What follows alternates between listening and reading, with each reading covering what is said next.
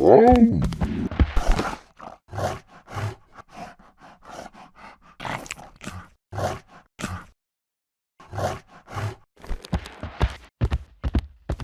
movie is so good. Thank you. It's one of the rare franchises that has managed to mature with its audience. How do you want people to embrace this third film?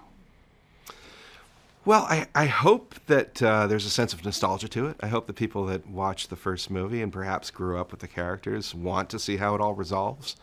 And kind of secretly, selfishly, I hope that the story has such an emotional impact on people that perhaps it helps to inspire a younger generation of filmmakers and storytellers to come. Because that's how I got into the business. I was so motivated by those first 3 Star Wars films that I wanted to meet these people. I wanted to do this for a living, and being part of that cycle would be amazing. We left Burke a couple years ago. What is it like now? Where are we picking back up?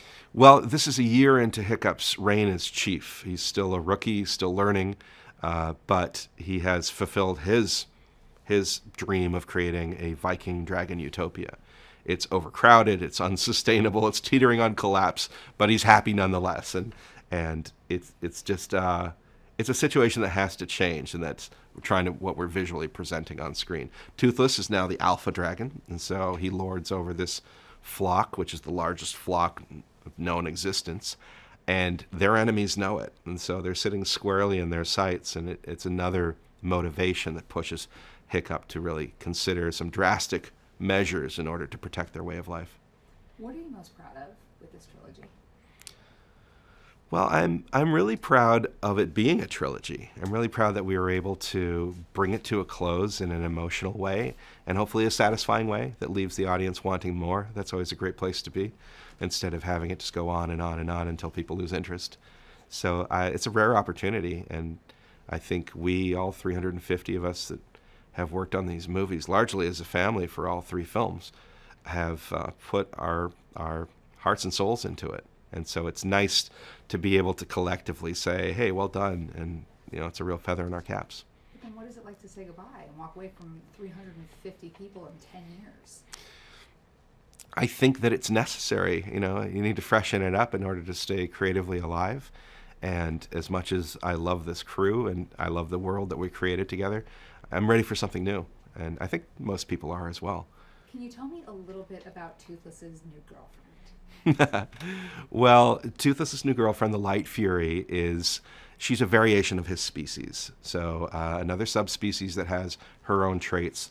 She's very stealth, and so she has the ability to disappear in plain sight by flying through her own fire blast and heating up her skin to turn mirror-like, so she can disappear against the clouds or the foliage of a forest, whatever it is. She comes from the hidden world. She has not been corrupted by time spent with humans, unlike Toothless.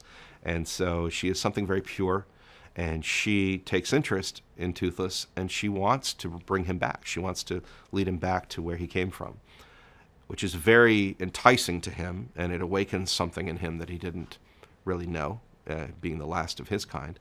So it's a beautiful courtship, but she does represent an engine of change in Hiccup's life, because she has no intention on moving in with the Vikings, and that kind of represents a tough moment for Hiccup, where he has to really look at himself and say, how much do I love my best friend Toothless? What am I willing to do for him?